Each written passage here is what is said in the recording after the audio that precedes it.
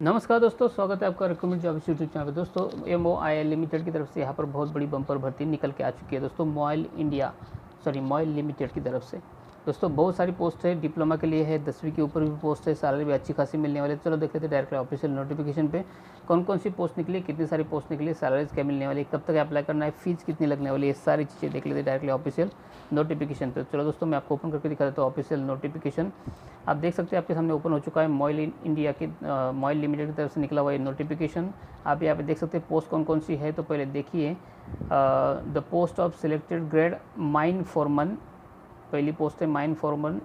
दूसरी है trainee SG mine Foreman के लिए, और अगली पोस्ट है इलेक्ट्रिकल सुपरवाइज़र के लिए, और उसके बाद में लास्ट पोस्ट है ट्रेनी इलेक्ट्रिकल सुपरवाइज़र और माइन मेट की पोस्ट है, और आखिरी पोस्ट है ब्लास्टर के लिए, माइन ब्लास्टर के लिए।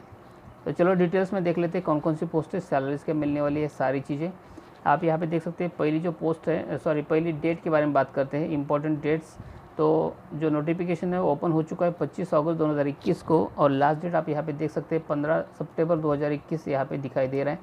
मतलब 15 सितंबर के पहले आपको यहाँ पे अप्लाई करना ज़रूरी है दोस्तों। चलो देख लेते हैं डिटेल्स में। तो यहाँ पे आप देख सकते हैं पहली जो पोस्ट है माइन फॉरमन 1 की, तो उसके लिए आप यहाँ पे देखेंगे 4 पोस्ट निकल के आ चुकी है। एक है SC के लिए, एक है ST के लिए, एक OBC और एक अनरिजर्व। दोस्तों यहाँ पे एजुकेशनल क्वालिफिकेशन देखें तो आप देख सकते हैं 10वीं पास सिर्फ चाहिए, SSC पास चाहिए, और साथ ही साथ आपका processing valid mine Foreman certificate आपके पास होना चाहिए। दोस्तों एक्सपीरियंस की बात करें तो आपको यहाँ पे 6 साल का एक्सपीरियंस होना चाहिए पासिंग के बाद में माइन फॉरमन का।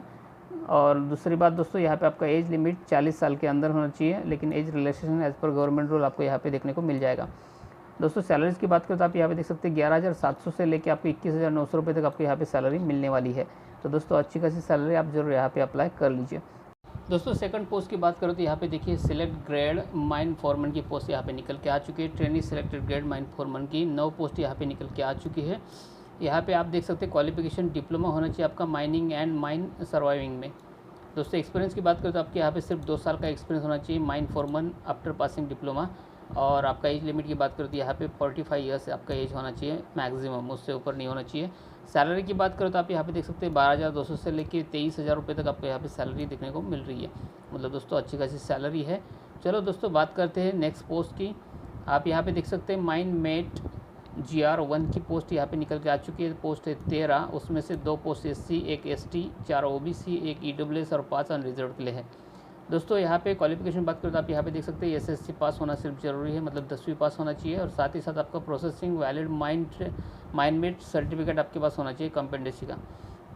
दोस्तों एक्सपीरियंस की बात करें तो 3 साल का यहाँ पे आपका एक्सपीरियंस होना चाहिए माइनमेट इन रेप्यूटेड माइनिंग कंपनी में।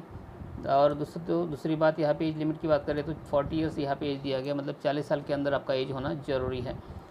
दोस्तों बाकी चीज़ें यहाँ पे सैलरी की बात करें तो आप देख सकते हैं 10,600 से लेके 19,000 रुपये तक आपको यहाँ पे सैलरी देखने को मिल रही है, मतलब अच्छी खासी सैलरी है।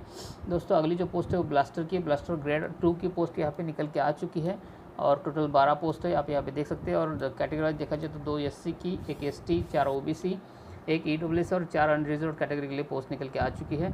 दोस्तों क्वालिफिकेशन बात करें तो यहाँ पे सिर्फ आपका 10वीं पास होना ज़रूरी है, और साथ ही साथ आपका ब्लास्टर सर्टिफिकेट होना चाहिए आपका कंपेटेंसी का। दोस्तों दूसरी बात यहाँ पे एक्सपीरियंस की बात करें तो 1 साल का आपका यहाँ पे एक्सपीरियंस होना चाहिए ब्लास्टर का इन माइनिंग ऑर्गेनाइजेशन में।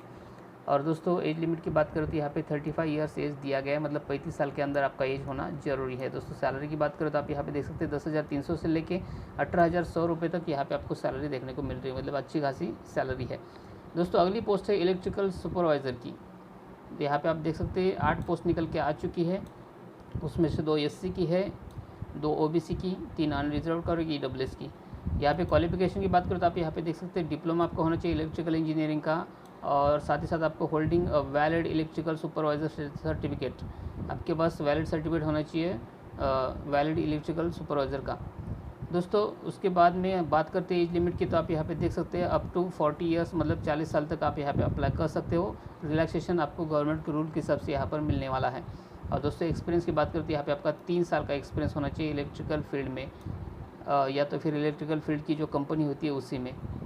और दोस्तों दूसरी बात यहाँ पे करते हैं सैलरी की, तो आप देख सकते हैं सैलरी 12,200 से लेके 23,000 रुपये तक आपको यहाँ पे सैलरी पर मंथ मिलने वाली है। तो दोस्तों अच्छी खासी सैलरी भी है, पोस्ट भी अच्छी खासी है, तो आपको ज़रूर यहाँ पे अप्लाई करना चाहिए। दोस्तों बाकी चीज़ें चलो देख लेते हैं, जैसे कि सिलेक्शन प्रोसेस कैसे होगी। तो यहाँ पर आपकी टेस्ट होने वाली है, और टेस्ट के लिए सिटीज़ कौन कौन सी आप यहाँ पे चेक कर सकते हैं, जैसे कि दिल्ली है, मुंबई है, कोलकाता, चेन्नई, हैदराबाद, नागपुर, जयपुर, भोपाल और बेंगलुरु, इन सब सिटी में आपकी टेस्ट होने वाली है।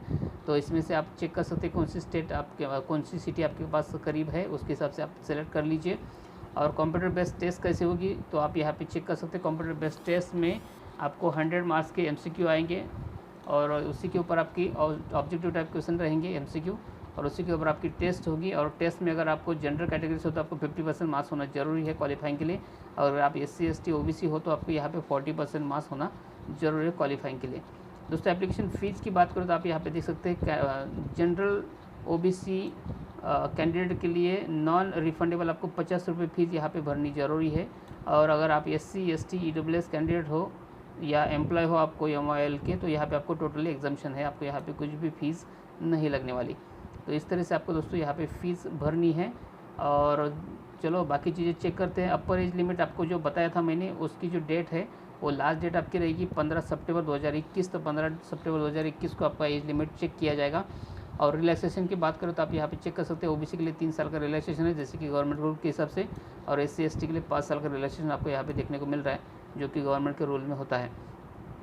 तो दोस्तों आई होप सारी चीज़ें आपके समझ में आई होगी। वीडियो अच्छा लगा तो वीडियो को लाइक कीजिए, दोस्तों के साथ में शेयर कीजिए। और अगर आप सचमुच गवर्नमेंट जॉब पाना चाहते हो तो मेरे चैनल को सब्सक्राइब कर लीजिए दोस्तों, क्योंकि यहाँ पर आपको डेली गवर्नमेंट जॉब्स के अपडेट्स मिलते रहते हैं। तो मेरे चैनल को सब्सक्राइब करने के लिए दोस्तों वीडियो के नीचे आपको रेड कलर का बटन मिलेगा, सब्सक्राइब लिखा हो, उसको दबाकर सब्सक्राइब कर लीजिए। साथ ही साथ एक बेल आइकन आएगा, घंटा आएगा, उसको दबाकर ऑल पे सेट कर लीजिए, ताकि जैसे नए वाली वीडियो बनाओ उसमें सबसे पहले आपको मिलते रहे। और दोस्तों नीचे डिस्क्रिप्शन बॉक्स में आपको टेलीग्राम चैनल की भी लिंक मिलेगी, तो वहाँ पर भी जाकर आपको टेलीग्राम चैनल को ज्वाइन करके रखना चाहिए, क्योंकि वहाँ पर भी आपको बहुत सारी डिटेल्स मिलती रहती है गवर्नमेंट जॉब्स की, बहुत सारी चीज़ें वहाँ पे शेयर करता रहता हूँ, तो आपसे कुछ भी मिस आउट नहीं, इसलिए आपको टेलीग्राम चैनल को भी ज्वाइन करके रखना चाहिए। तो दोस्तों मिलते हैं नए जॉब के साथ नई वीडियो में, तब तक के लिए धन्यवाद।